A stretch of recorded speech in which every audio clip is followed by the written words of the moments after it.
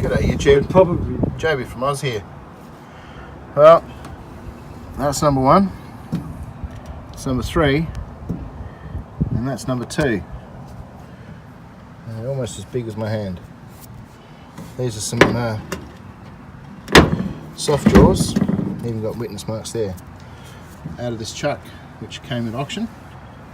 I've just been here with the old boys, having a bit of an argument about who's going to do all the most of the cleaning. Who's going to do the work and who's going to end up with the prize.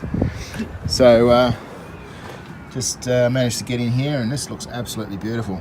Doesn't look like it's had much wear at all. Lots of grit, lots of gross.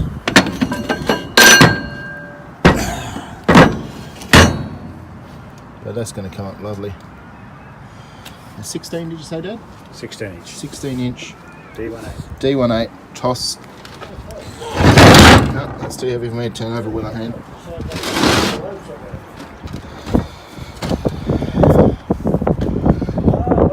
TOS 3-jaw. So yeah, we've now got most of the bits apart. Got the back plate off it. Got the pins out of the back plate. And now it's on its downhill run towards cleaning up and reassembly.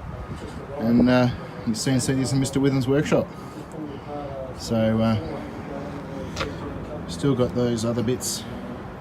Massive steady rest. So you can find a home for that one. Anybody need a big steady rest? We've got one. This one's up for grabs.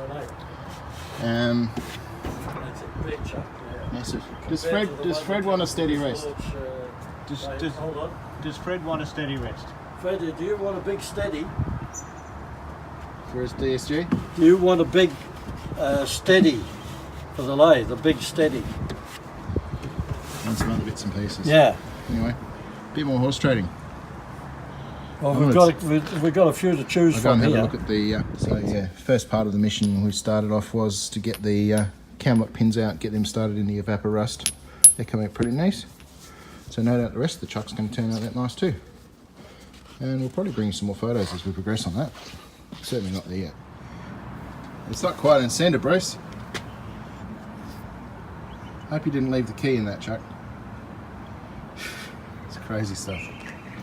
But I thought this was pretty interesting.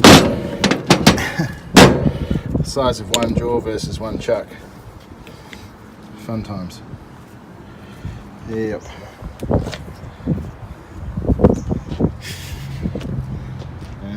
Bruce, ever the photo up?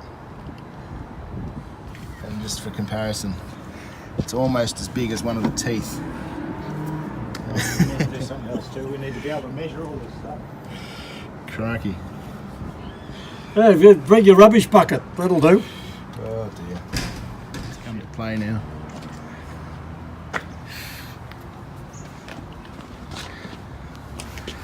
I hope you calibrated that thing before you went to measure it. I did. Yeah? I did. That's the Mito, is it? Metatoya, yeah. And what's the range on that one? 900? 30 inch. 30. 24 to 30 inch. Yeah, yeah. 30. That's instructions. 30. 30 Well, inches. you didn't even know that, did you? That's Not a bad day if you don't learn something.